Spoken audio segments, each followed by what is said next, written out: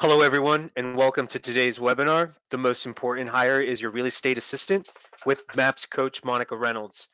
Please note this webinar is being recorded and you will automatically receive the webinar recording.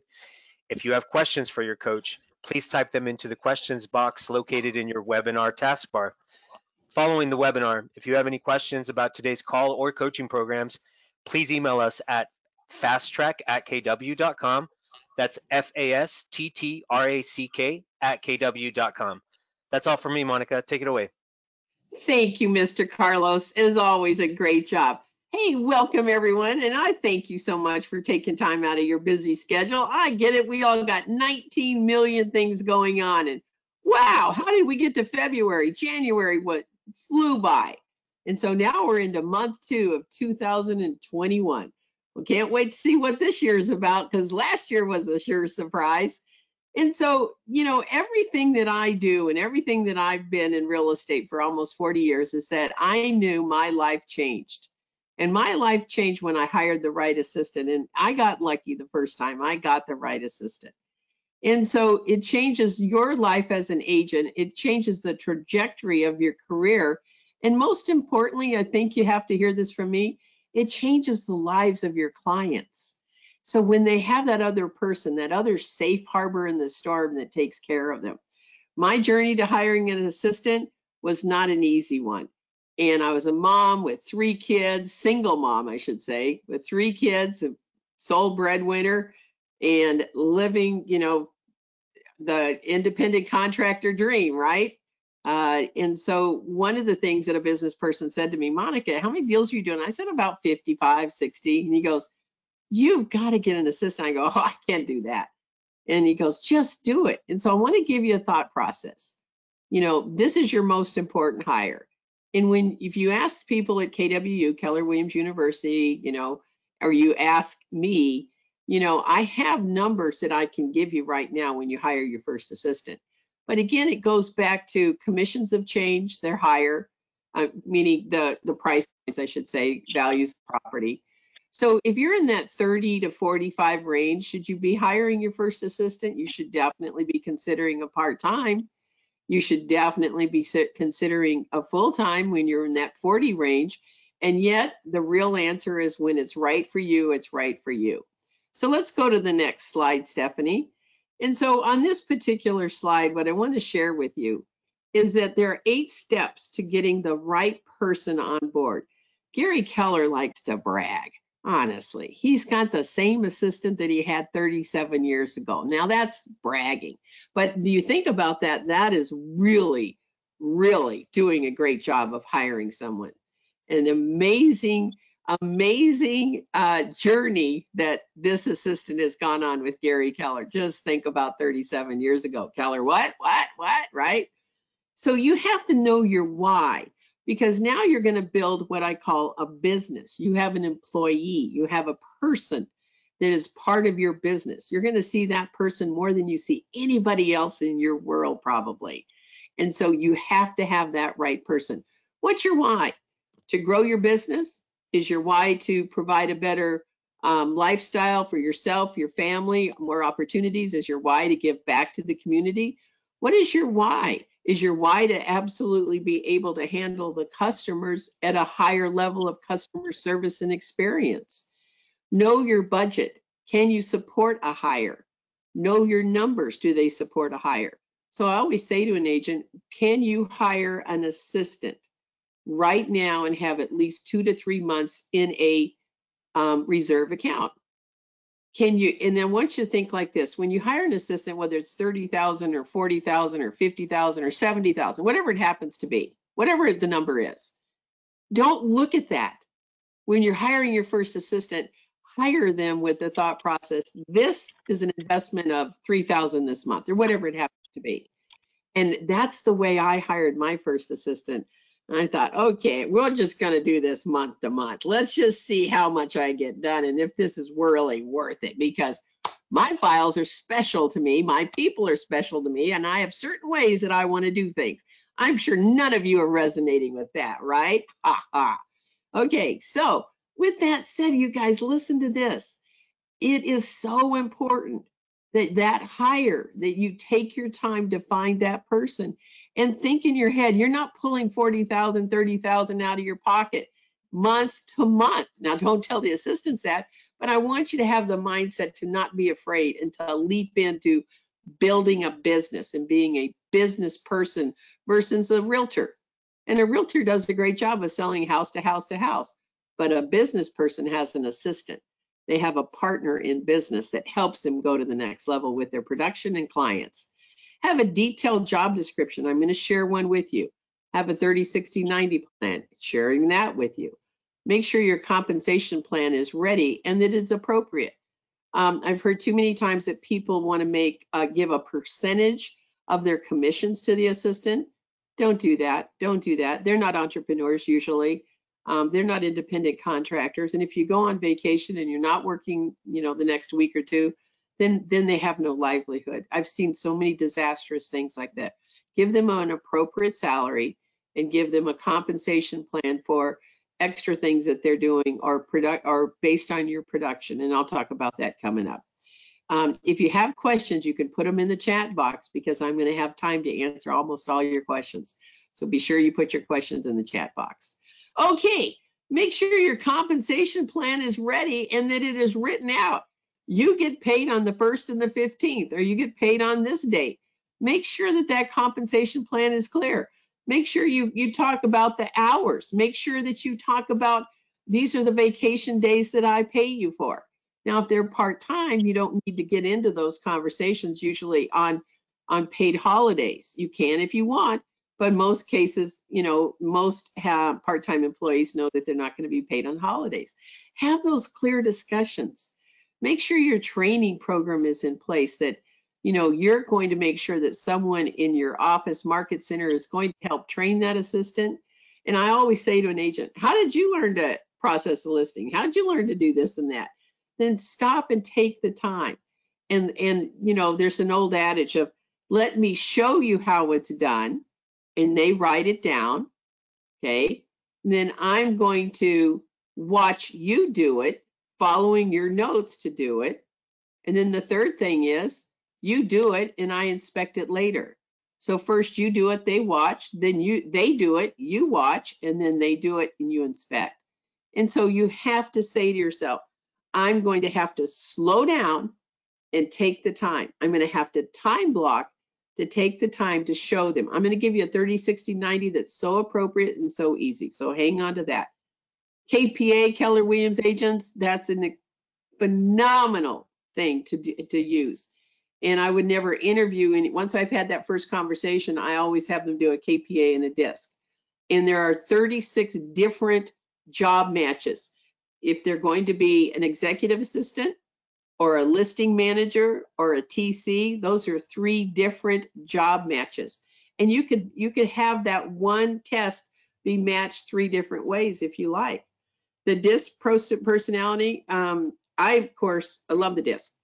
And I am a double D, triple D, quadruple D, whatever you think. I move fast and I speak in hieroglyphics usually.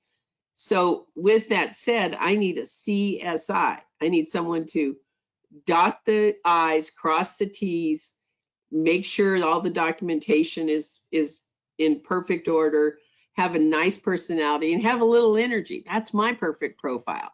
What's yours? So create growth plans. I never want to hire someone that I am not knowing their finances, not knowing what their goals and dreams are, not knowing, having them have a vision board. I had a team meeting yesterday where we shared vision boards and we talked about what's on our vision boards. Those are great, great things. Okay, next page, Stephanie, please.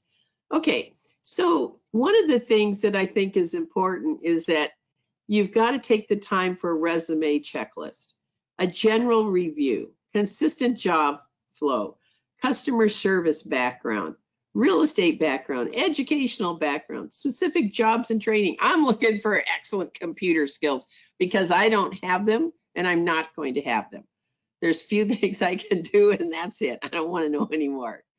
They have a professional presentation, like when you meet with them or you meet them on a Zoom call, that they are coming.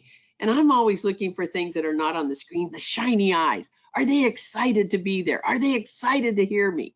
And see what I have. So, I'm looking for that. And so you want to make sure that you do this in a proper manner. So go to the next screen, Stephanie.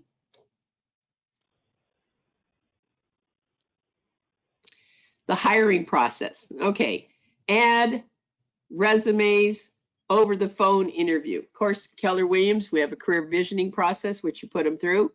And here's where I like number 3. I want to share this with you. So I'll get my resumes and I'm going to divide them up into 3 stacks, okay? One is what I call admin experience only. Second pile is admin real estate experience, okay?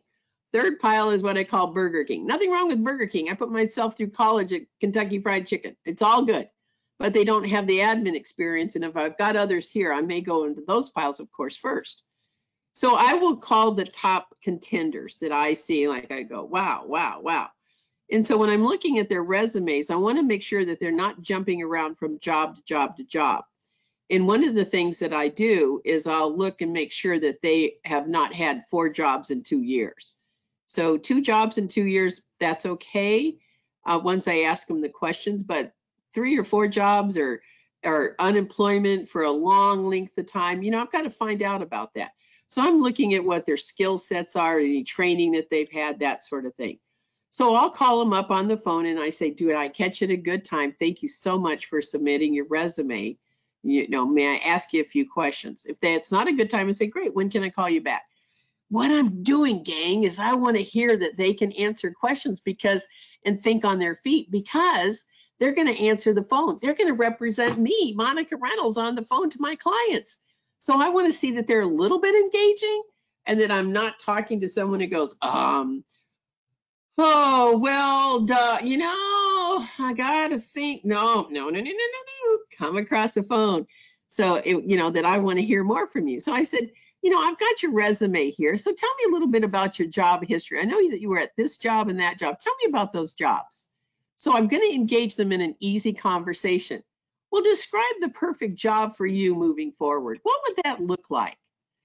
Another easy question, right? What are you the very best at? What do you love doing, right? And then I ask the question, what are your hobbies? I'm just engaging in a conversation and go, great, I'd love to know more about you. Do you have any hobbies? I'm just curious. And then how it goes is when I say, great. Hey, Stephanie, the next step for you and I'm going to send you a KPA and a DISC test. And on that KPA and DISC test, you can't win or lose. There's no winning. It's just who you are. And then I'll go over those with you. So today is Wednesday. If I send these out to you today, may I have them by noon on Monday? Would that be okay for you to do those tests? One test will take you 40 minutes, another will take you 20. Can I get that by Monday? They go, sure. Monday, 12:05. I don't have them. 12:01. They're out. I just send them an email. Thank you. If they send it in later, I say, thank you. The job's been filled. I'm a time monster. And so that's just one of the things that I like to control in my life. Very few things I can, but I can sometimes control my time. So with that said, who doesn't love an applicant that sends you an email or a note and says, hey, thank you for talking with me. That was a great conversation. Look forward to talking to you soon. I'll do or within several hours, I get the test back in my email. Wow, was that person on top of it, right? So you always want to, during the hiring process, have an interview, have another interview, check the references, going 3 levels deep. So in no family, no friends on the references. No family, no friends on the references. And I tell them that up front. I need some references, please, no family or friends. Then when I call a reference, what's called 3 levels deep, I'll say, John, thank you so much for speaking with me. I need to talk to one more person. Who do you know that I could possibly talk to also? Then I say the same thing to the next one. Who do you know that I need to talk to one more person.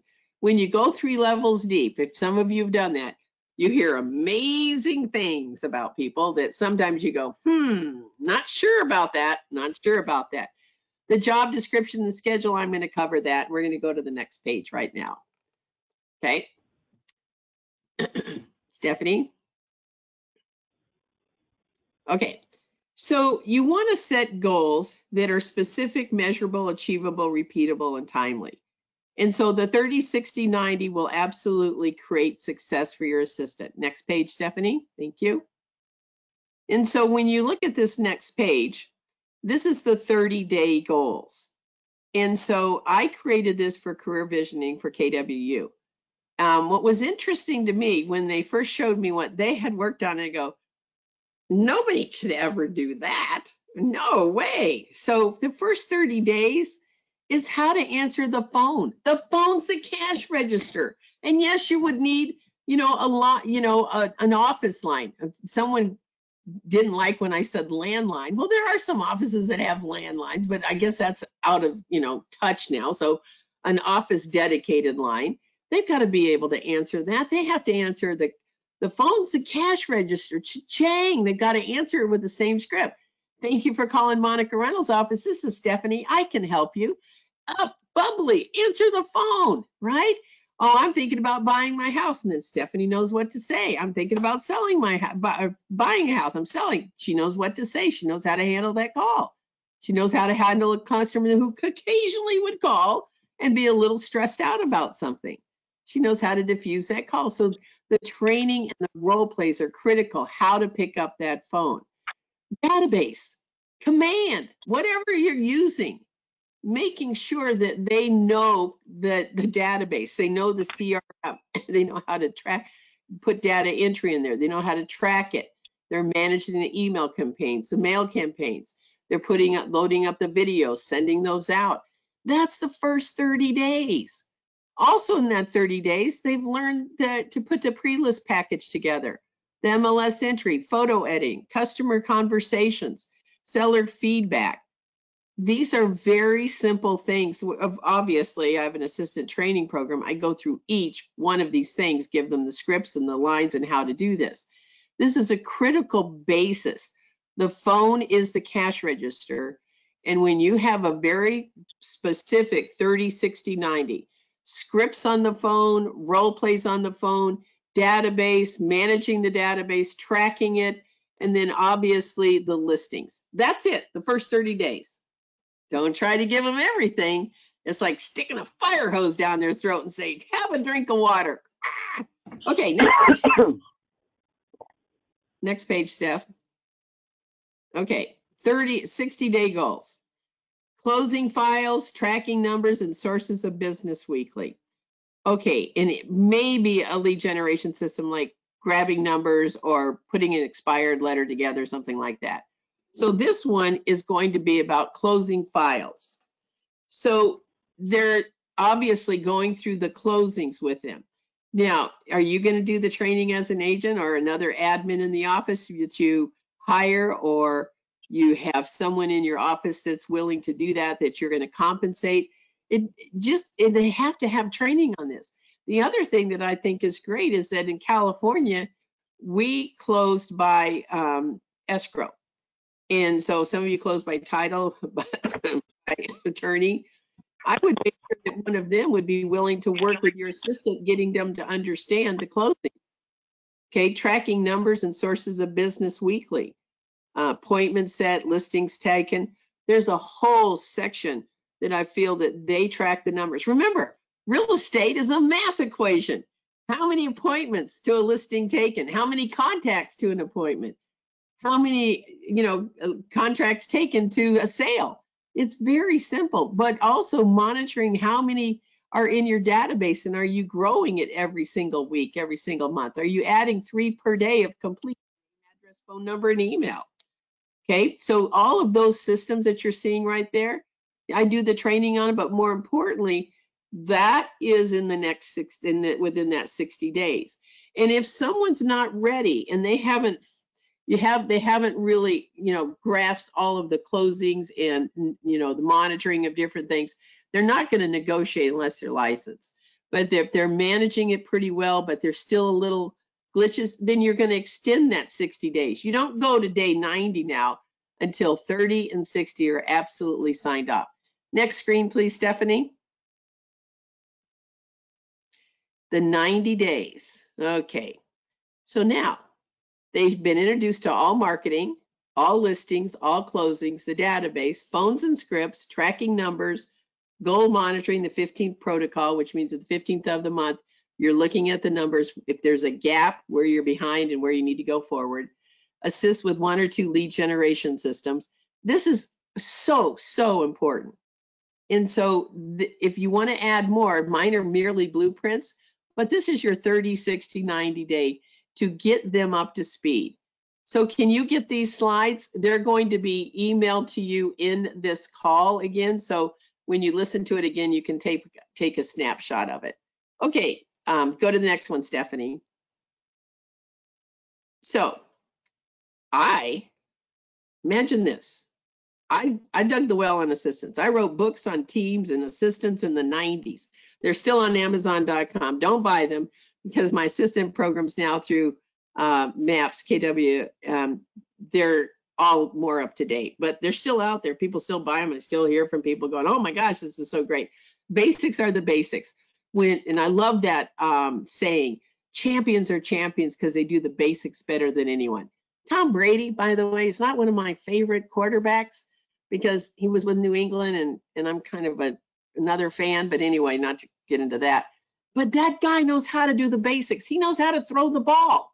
He knows how to anticipate where somebody's going because he's done it over and over and over. And this is his 10th Super Bowl. So he's going in there pretty strong, I'd say. The basics are the basics and champions are champions because they do the basics better than anyone.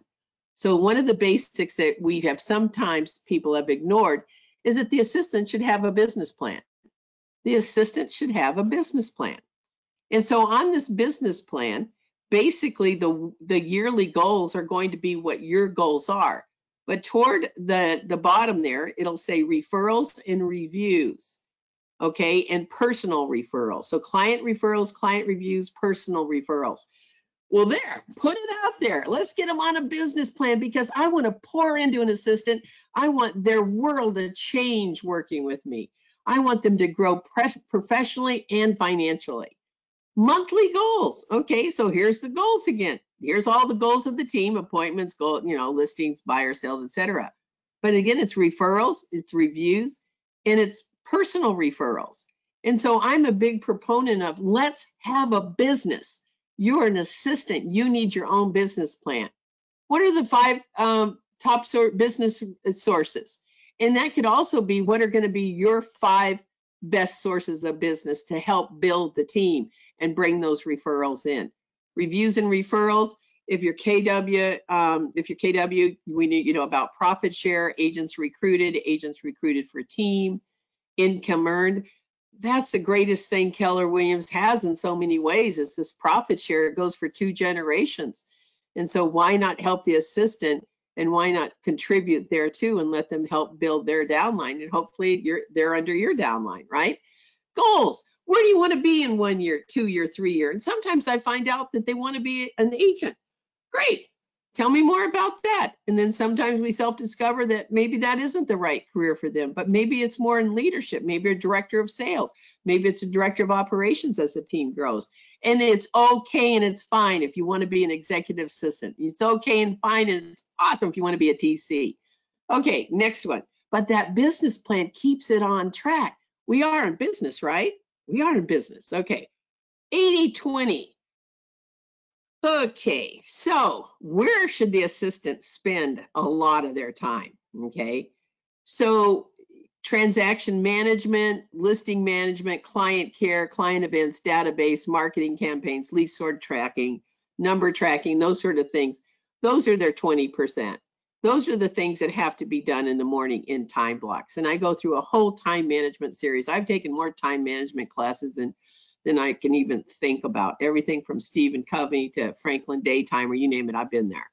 And so I've taken all that knowledge and I know. And Gary Keller recently on the life calls, LYFE, live your future every day. I'm on those calls with him. And of course he asked me a question and I got it wrong. He said, what's the number one thing for success for a person, a real estate agent? And I said, they need discipline. He goes, no, you're wrong. And I went, oh man, here I am. I lead MAPS and I don't even know the right answer. He goes, it's time blocking. And I go, of course, in the book, one thing, it's time blocking. And the same thing goes with the assistant, is learning the power of time blocking, learning how to say no to the right things to say no to. And so 80% of their time is doing those things there. Next slide, Stephanie. So the next slide that we're going to cover now is their schedule. Now, this doesn't have to, I mean, as I say to an assistant, if you do your schedule 50% of the day and you get your morning done, winner, winner, winner.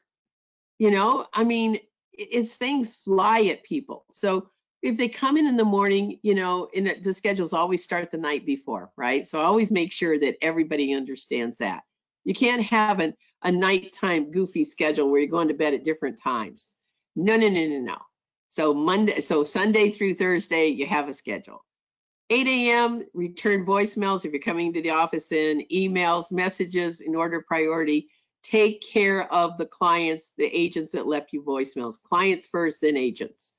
9:15, pendings, escrow, whatever word you use. Top priority, processing new listings, calling clients. You, as a great agent, should never interrupt an assistant at this time. Don't do it, don't do it, don't do it, don't do it. Okay, don't do it. That's your protected bunker time. That's your time to go find business. That's your money-making opportunity to lead generate and lead follow-up. So at 11 o'clock, you meet with the agent. You have a 15-minute huddle. It's fast, quick, and I've got a whole system for that. I'll share with that in a minute coming up. Lunchtime, and then if you look at Tuesday, same sort of schedule, same sort of schedule, same sort of schedule. The morning doesn't change because those are the top priorities. You might add in there, you know, at 11:30 that they're tracking numbers on Friday. Different things like that could be added. But that morning, that is powerful, powerful. And on Friday, there are things that they're giving you reports on that are important as heck. Okay, next one. Okay, so the next one is going to be the afternoon schedule. Stephanie, thank you. All right.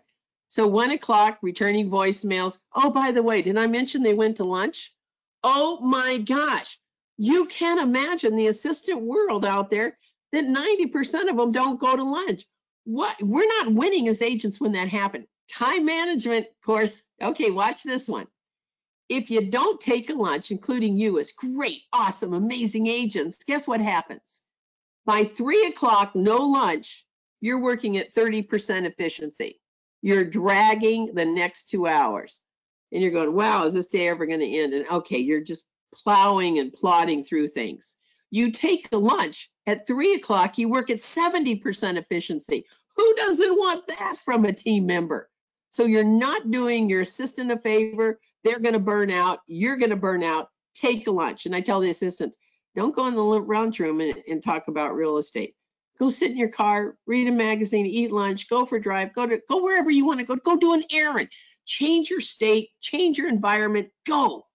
Get out of there. Just unplug, come back and plug in.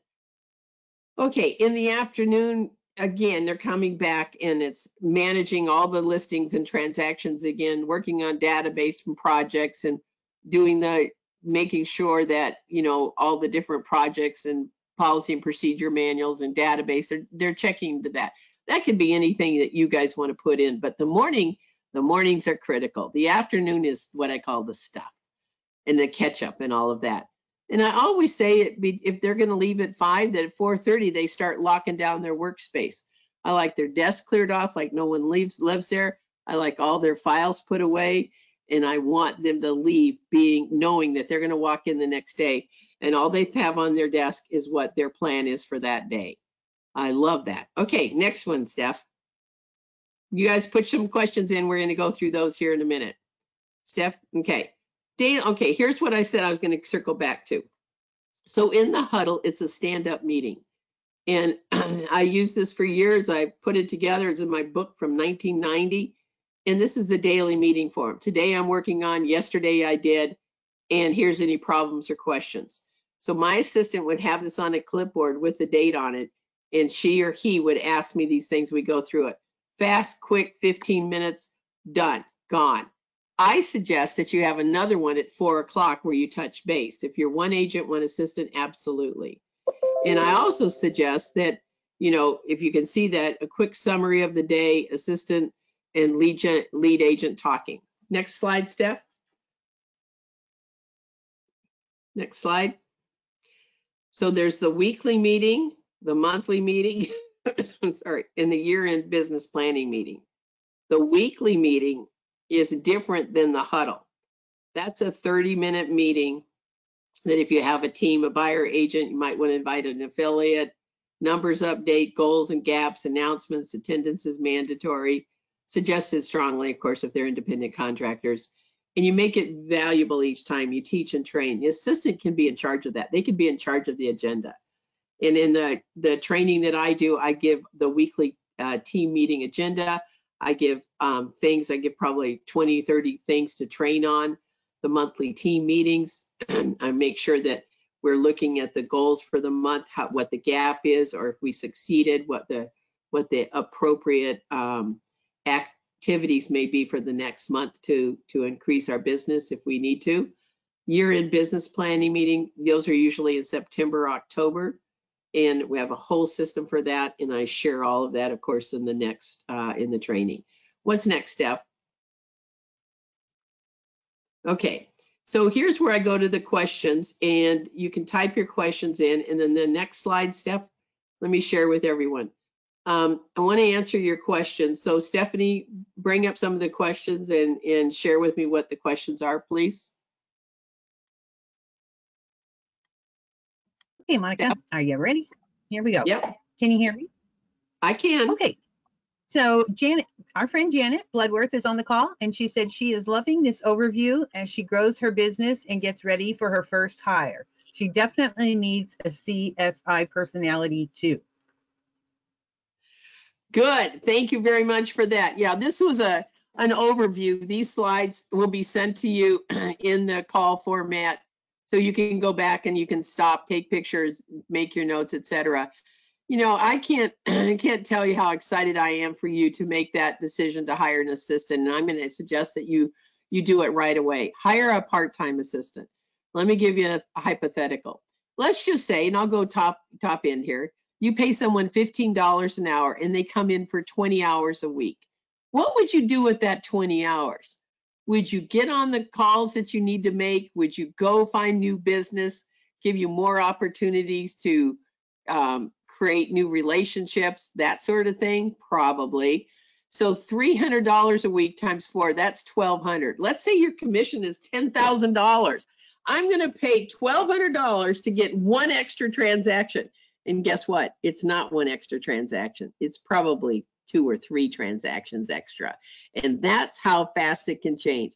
So step up and hire your part-time assistant. Okay, what's next?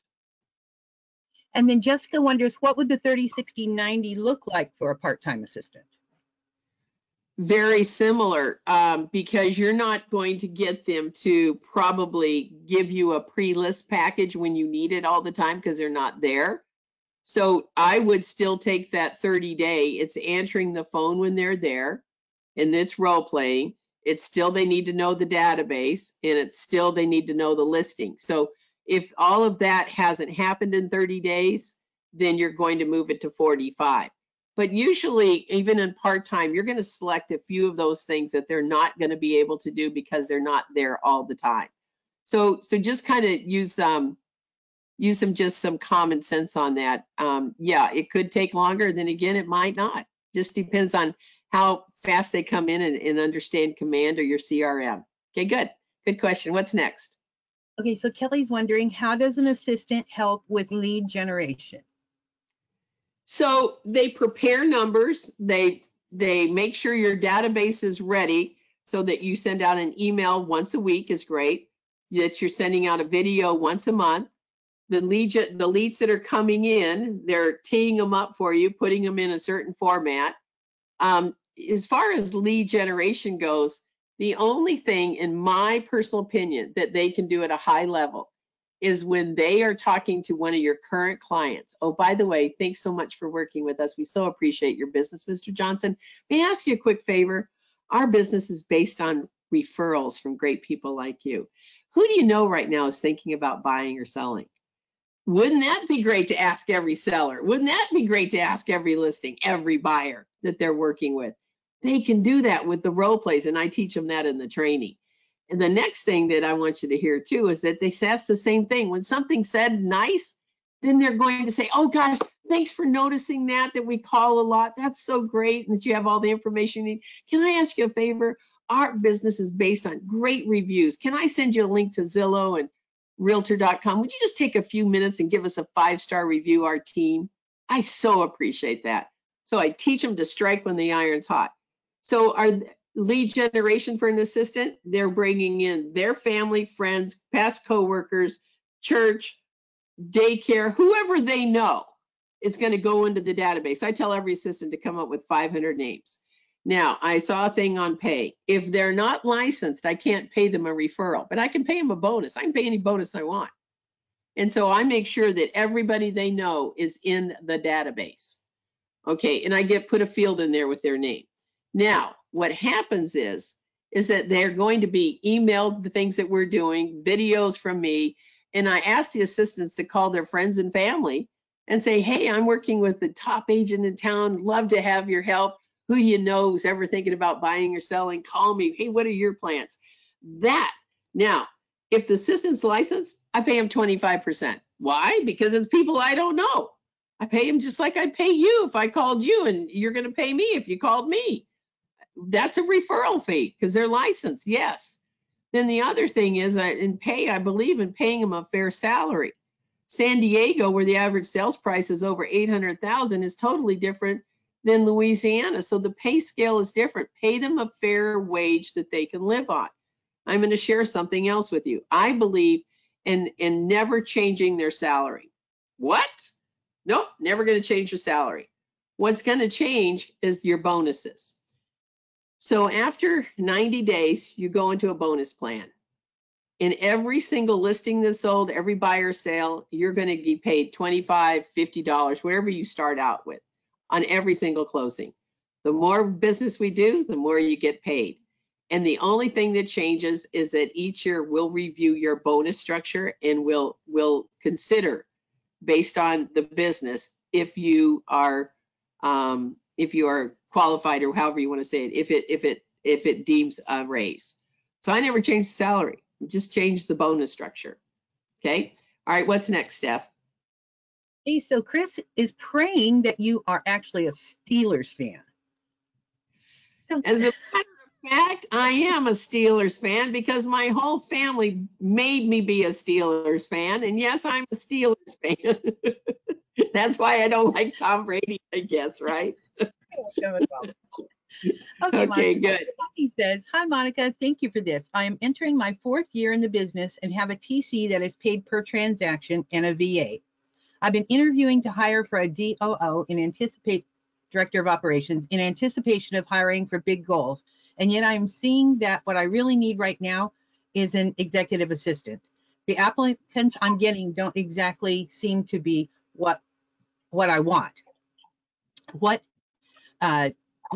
recommendations do you have around this? Well, for me, a DOO has a D personality, or has a bunch of that with a C, that they're leaders. And so what I would really suggest you look at is the DISC test. And you want someone who has some leadership qualities, who has some management qualities that they can have that. See, a DOO is a whole nother subject, and I do another class on that. A DOO should be able to take care of the P&L, or at least put one together and analyze it with you. They should also be able to sit in the transaction coordinator seat when the TC's gone, sit in the listing seat when they're gone, do the hiring, do the training. You know, that to me is a DOO. So look at your production and make sure that an executive assistant is a person that you need to hire for yourself. And I agree. I think that's probably usually that's the next hire sometimes when your production is really strong. And then is that someone, Gary Keller always says to me, you hire from the bench. You hire from the bench. So is it your listing manager, your TC? Can any of those, or maybe it's your executive assistant that you groom up to be the director of operations? So just consider that. Okay, what's next?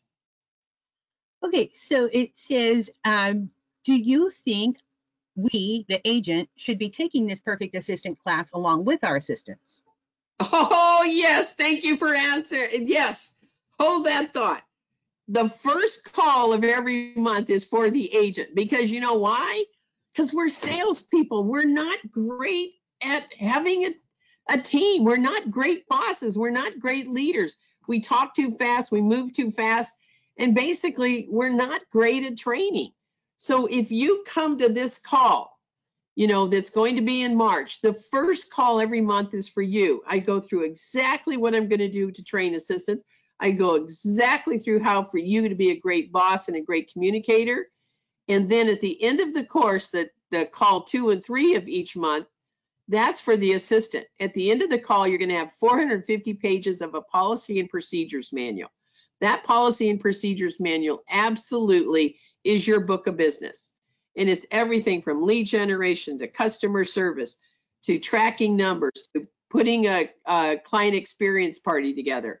Everything is manualized. You don't have to reinvent the wheel. I've been doing this for 40 years. I've written it, or I stole it from the best and rewrote it. And that's how it works in real estate. So join that class, because you have to be trained also. And it's so important to hold your assistant accountable and say, hey, Monica went through database with you today. What did you get out of it? Because I got a couple of things that she covered last week. So I'm going to help you with that partnership of communication too. Okay, thanks for that question. What's next, Steph? Okay, Monica, several questions on compensation and a bonus model. Something that she says, I know the MREA says 12% for a bonus model. So people are looking for what you would pay an EA a base salary and then what you would pay for their bonus structure.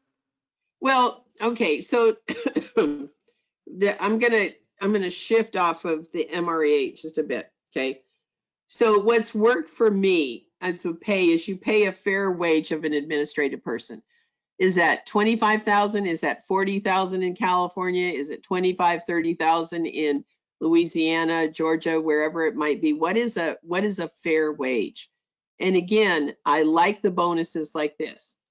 You get a review, a 5-star review, and they mention the team, you get $25. I'm just giving you suggestions, not written in blood.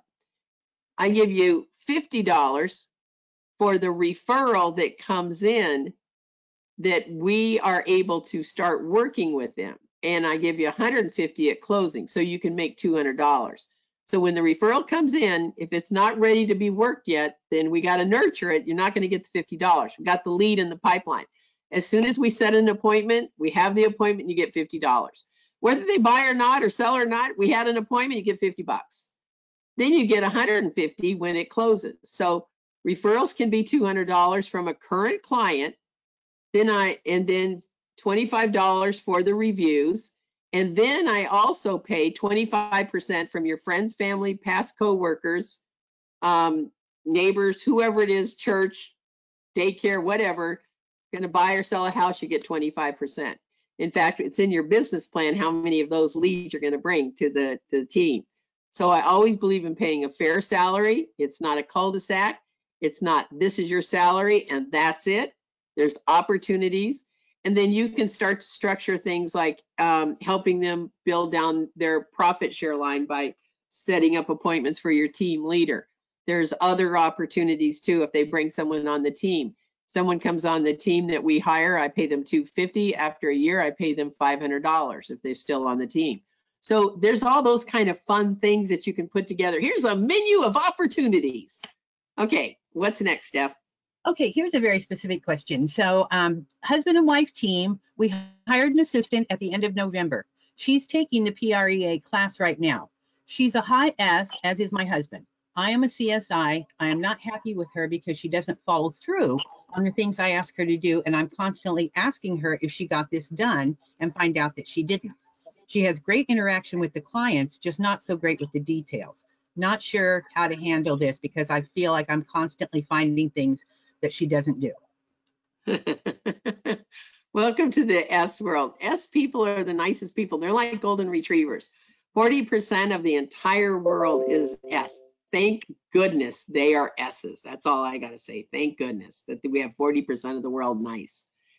So I think you have to be careful how you approach this with an S, because they don't like to make anyone upset. They don't like to hurt anyone. So you have to read the DISC profile on this particular person. And on the DISC profile, it'll tell you how they like to receive information, how they like to learn. And so I would basically, not reading her DISC, I just sit down and I'd say, based off your DISC, I just wanted to have a conversation with you and go over it. And I wanted to see what I could do to help make this better for you. And then I would ask questions like, do you feel you're following through on everything? Are there times that you miss something? Ask the questions and they'll say, well, you know, this, and that. I go, hey, thanks for pointing that out. You know, I kind of noticed that too. What can I do to help? Is there a better checklist that we could follow? Do you want me to check in with you on the checklist daily till you start to get the rhythm down? So start to pin down what's happening and not happening, and have a kind, generous conversation and explore and ask questions to where they're giving you the feedback. Now, if they say, oh yeah, everything's great, there's not blah, blah, blah, then you have to go at a different angle and say, you know, I need some help in. I think we, and you don't say you, or I see you doing this and you need to do this. You say, here's something we can work on. Here's something that, you know, may be something that you haven't thought about, but I'd love to share what we could work on together. You know, have you thought about this and when this happened? So you have to go kind and gentle with an S. Remember, they're a golden retriever. So all you S's out there, sorry. What's next step? Okay, so Angie says, I took this course with my last assistant and it helped us both a lot. I have a new assistant that is very talented and will become my director of operations. Other than time blocking, what is the next thing I should focus on as the leader of a small growing team? Well, okay, you've got an assistant that's extremely talented. I would put them back through the perfect real estate assistant. There's nothing better than investing in a team member. And I always say to assistant, I've had assistants been highly successful assistants, 10 years, 12 years, 15 years in the business, and say to me, I don't need this class.